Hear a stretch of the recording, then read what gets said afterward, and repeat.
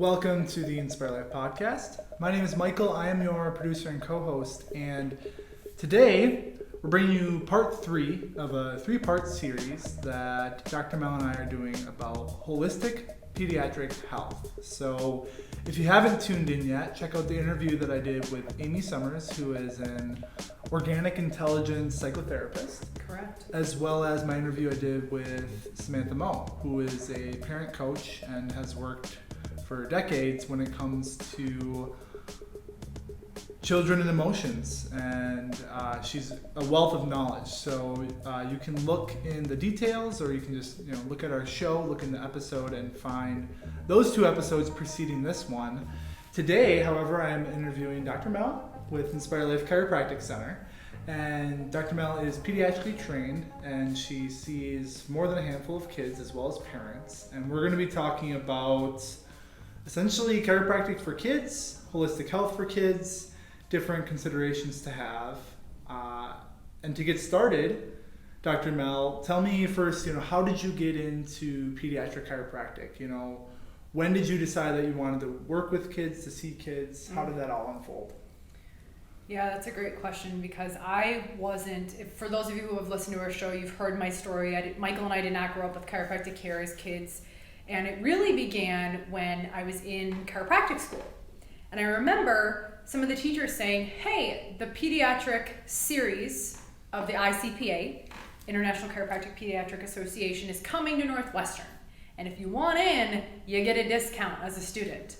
And I thought, oh, kids in chiropractic. Okay, I had heard a little bit from my friends who had kids getting adjusted or had been adjusted growing up, and it just seemed super cool. I really saw the value, though, of human life when I went through my embryology course, to know that every single day within that 9-month span, something is developing. And the nervous system is the first to develop and the last to develop when we're 25, 26, and just this beautiful creation being literally unfolding inside of you. So that was that was the first couple moments I started to dive into kids getting adjusted and the impact. Okay, so in school you saw the opportunity to work with kids, saw the importance of kids to get chiropractic, to navigate stressors in life. So building off of that, when it comes to working with kids, what is it that chiropractors can do with kids to help them out? I know adjustments obviously is kind of the hands-on what you'd be doing, but what are the things that chiropractic can help kids with? Absolutely. One, I think it's super important to address this, that if you have children or you have seen a pediatric chiropractor, you really want to make sure that that chiropractor is trained to work with kids, because it is very different than working with adults. And the way that chiropractic really brings value to children's lives is not through back and neck pain. So when many people think of chiropractic, they're like, well, my kid doesn't have back and neck pain. Why would I ever bring them to a chiropractor? Isn't it dangerous? So one, I want to start up by saying, with chiropractic in infants and kids, the adjustment style is very different. And my style is already very different and gentle. But when you're working with a baby, it's so gentle, it's so precise. And what we're really looking to, go for is that this kid and this baby and this infant has an ideal start to life right from the beginning. So I always say birth is not always a traumatic experience, but it can look dramatic. And whether you went through the vaginal canal or you were pulled out of your mom's belly, birth can sometimes cause dysfunction within the central nervous system through forceps or pulling or working your way through the vaginal canal. And what really we want to check for is that upper neck, because that upper neck where the brainstem sits deals with so many autonomic functions, from breathing to heart rate to digestion to balance and control and coordination. And if you think about it, little babies are literally like a little nervous system. They're a little sponge. So why wouldn't you want to make sure that the central nerve system that controls their life is properly aligned and functioning so that they can have an ideal start to life and not deal with dysfunction that sometimes doesn't show up until down the road? And so with chiropractic, we're assessing that central nervous system to make sure, okay, reflexes are on point, baby's engaged, spine is aligned, as they develop, they're crawling, they're hitting their developmental milestones, they're eating right, they're breastfeeding, they're starting to walk, their gait patterns. So it's a whole spectrum of functionality, again, all coming back to how is their central nervous system functioning so they can get the most out of life, and in turn their parents can also have a healthy kid from the get-go. Yeah, so the nervous system controls everything. Chiropractic, you're addressing the nervous system, and children are seeing a lot of stress. Birth in and of itself is a stressful event. Like you said, no matter how it goes, more likely than not, there's going to be some stress on that system. So really, like you said, making sure that all of our kids have, when they come out, they have the ability to really, thrive and come into the being that they're supposed to be coming into. So building off of that, you mentioned recognizing that nervous system stress is an important thing to address, and that, it can help with so many different things. What are some of the indicators or some triggers that parents might be looking for that would say, hey, I think it might be a good idea to go get my son or daughter or child checked? That is a great question, because I think sometimes people say, oh, well, that's normal, or kids do that. It's like, just because something is common doesn't mean it's normal. And I think there's a level of dysfunctionality that has been normalized in our culture, which is unfortunate. That sick is our new normal. But what parents can start to look at is, one, trust your intuition. If you as a parent feel as though there is something off, trust that.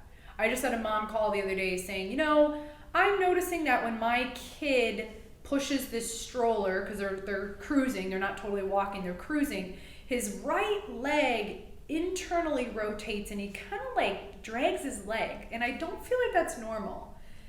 So it's like, yeah, parents are intelligent. So one, trust your intuition and start to just look for those subtleties. Are they walking balanced, right? You can watch humans walk, and I guarantee you'll be like, oh, that person's shoulder is slumped, or their head is forward, or they're kind of doing this weird thing. So look at those. Is your kid crawling? Back to infancy. You may not notice anything right away, but I would just say it's good to get them checked, right? It's good to get their nervous system checked.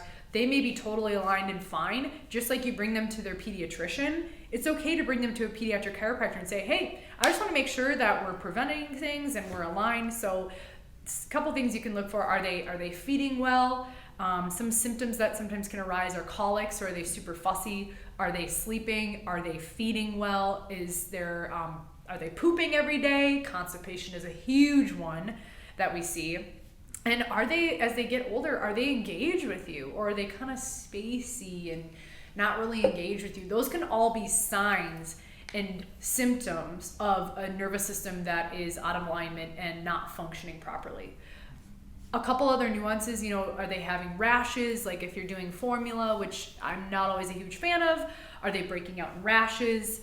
And like I said, those first couple of years of life, they're hitting so many milestones that it's just important to have them be checked and just have those, wellness checkups. Yeah. So, it never hurts, right? Being preventative, going in and getting checked. It's, at the end of the day, no matter where they're at, it's hopefully going to bring some good and help the kids out, right? So building off that. Well, one thing I would say to that, Michael, that I forgot, which you just reminded me, a lot of parents, if they are feeding or the kid is starting to move their neck, that's generally one of the first things that they notice is like, yeah, I noticed my kid turns to the left, but they don't turn to the right.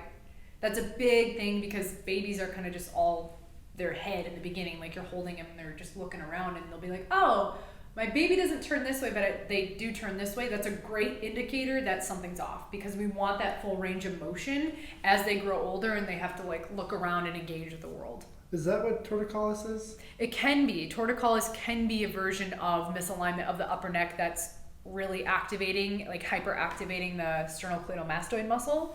And so a lot of times people will do like PT and they'll try to stretch it out, but actually it could be an upper cervical dysfunction. Okay. Yeah. Good to know. So building off that, if we are, kids are checked, their nervous system is good, what are things between adjustments or just in general that parents can do with their kids at home to just help them live their best quality of life as children, right?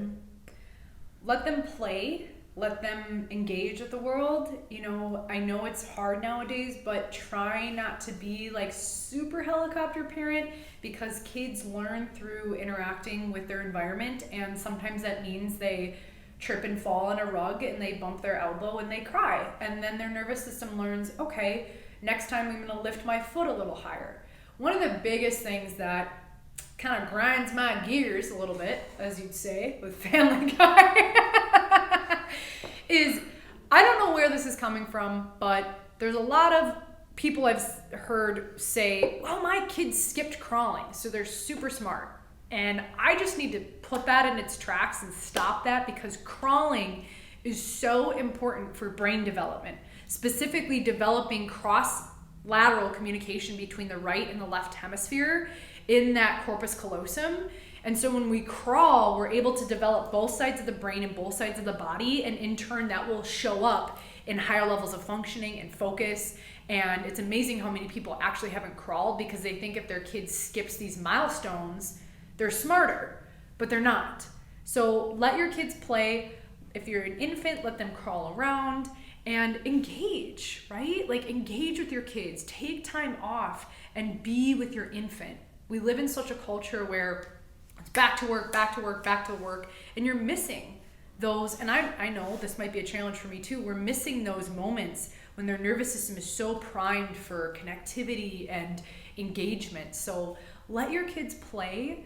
Also, when they get older, like, having structure too is really important. So there's this balance of having time for play and having time for structure, which I know is so, I'm sure Samantha and Amy already touched on this, but right now with everything going on, structure really helps stabilize the nervous system. Yeah. I mean, my girlfriend has a 6-year-old and an 8-year-old, and amidst everything that went on with COVID and school, you know, being able to build a solid structure for them to be able to predict each day, and, like, you know, she did, like, they had meditation every morning for like 10 minutes, and they did yoga for 20 minutes, and then it was lessons and, you know, outside time and all that. So that structure is a big piece. And then too, what I'm hearing you say is, you know, embrace the milestones, right? Tummy time and crawling is really important. If your kid or if your child is skipping some of those milestones, that might be even another signal, like, hey, maybe I should go get them checked, or just see, you know, is this going to be okay? Is there potentially long-term effects that are going to be undesirable from skipping these things? Right. So, awesome. Well, when it comes to pediatric chiropractic, pediatric holistic health, we're coming to the end. What is the one takeaway you have for our listeners when it comes to this topic? Wherever you're at in your parenting journey, if you're thinking of having a kid, if you are pregnant, if you just had a kid, or your kid's 18 years old, there are people out there who have different paradigms when it comes to children and health. And I just invite you to explore that there's not one right way of parenting or being a mom or a dad or however you identify, and that there are different paradigms out there. You know, and you have to find what works for you, and there are guides. One of the things that's really prevalent right now, because I've just been seeing a lot of younger infants and newborns, is if you have a birth plan, it's okay to share that with people. It's okay to have an intention with how you want things to go and be empowered in the journey. At the end of the day, these doctors, these guides, these therapists, these coaches, they are not the parents, you are.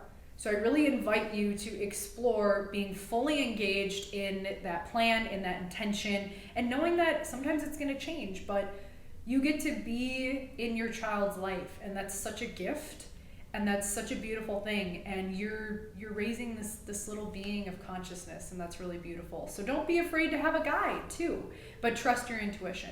Yeah, recognizing that there's a lot of guides, and the only way you're going to know who's going to be your best fit is to go out and see and have conversations. And that having a plan is great. Having the ability to adapt. Yes. Right? I mean, there's a quote that one of my clients shared with me, I think 2 or 3 weeks ago. It's, my ability to succeed is directly correlated to my ability to change to plan B. Yeah. right? Not like plan B, but yeah. Not that plan B, but adaptability. Adaptability, right? We used to have a joke when we went to Haiti, adapt or die. You got to adapt. Maybe not that extreme, but yes, adaptability. Okay, awesome. And then two, when it comes to you and your plan with your family, with your children, having intention is really key. And that goes along with the adaptability piece, but having a general vision of where you want to go with it. So awesome. Well, thank you for your time today. How can our listeners get in touch with you? Well, you can like, comment, subscribe on the podcast, Okay. YouTube. But also, if you do have any questions, I always offer a free phone consultation for parents or not parents, just to see, how could chiropractic benefit my family and what other options are out there. Because I will be the first to say if it's something that is not within my realm. I have, as you have heard from Samantha and Amy and other people on this show, I have a plethora of connections of people who specialize in this work, and that there's a team behind you. So I'm always open to a free 15-minute phone consultation. Our office number is 651-756-1218. Happy to chat with you. Cool. She's got your back in more ways than one. Oh, yeah. Awesome. Well, thanks again for your time on today. Thanks, Michael. On the Inspire Life podcast. And for all of our listeners, until next time, keep inspiring. Thank you. Hey there, did you find value in today's episode? We sure hope so. And make sure you like, comment, and subscribe. Also, hop on over to Facebook and join the Inspired Living community. There, Dr. Mel and I share health and wellness tips to help you live your most inspired and thriving life. And as always, Keep inspiring.